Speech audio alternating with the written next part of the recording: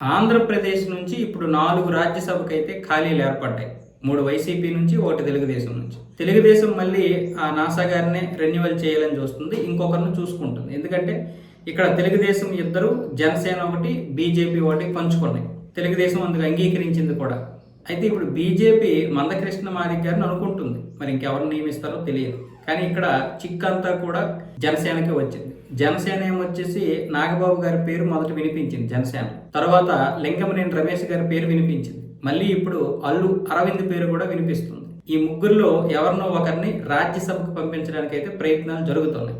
అయితే ఇక్కడ నాగబాబు గారిని మళ్ళీ పంపిస్తే మళ్ళీ ఏదైనా వచ్చే అవకాశాలు ఉంటాయి, తేడా వచ్చే అవకాశాలు ఉంటాయేమో అనే విధంగా, అలాగే సామాజిక వర్గాల పరంగా కూడా ఇది మైనస్సే అవుతుంది. కాబట్టి పార్టీ ఏమొచ్చేసి నాగబాబు గారిని కాకుండా వేరే వాళ్ళు నియమించాలని చూస్తుంది.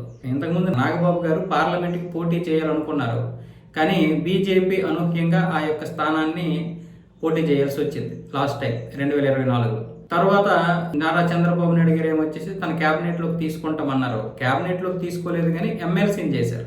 ఇప్పటి వరకు అయితే క్యాబినెట్లోకి తీసుకోలేదు. ప్రస్తుతానికి ఆయన అలా ఉన్నారు ఒక ఎమ్మెల్సీగా. ఇప్పుడు అల్లు అరవింద్ పేరు వినిపిస్తుంది. అల్లు అరవింద్ని కనుక ఒకవేళ రాజ్యసభకు పంపిస్తే జనసేనకి అది ఎంతవరకు లాభము, ఎంతవరకు నష్టము అన్నది చాలా మంది బేరేజ్ వేస్తున్నారు. ఒక విధంగా చూస్తే అది నష్టమే.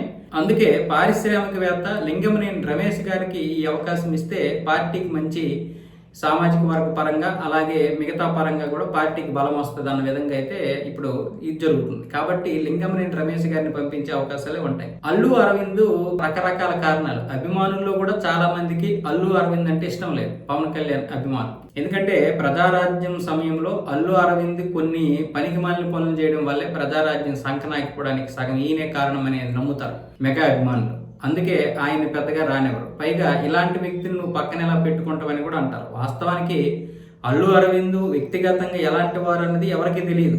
ఇక్కడ నుంచి మాట్లాడటమే కానీ ఒక బలమైనటువంటి నిర్మాత, ఒక దృఢమైనటువంటి వ్యక్తిత్వం కలిగినటువంటి నిర్మాత, లేకపోతే ఇంతవరకు సినిమాల పరంగా నిర్మాతగా నిలబడలేరు ఎవరు. ఇక ఆ తర్వాత అల్లు అర్జున్ రావడం, జరిగినటువంటి పరిణామాలు మనం అన్నీ చూసాం.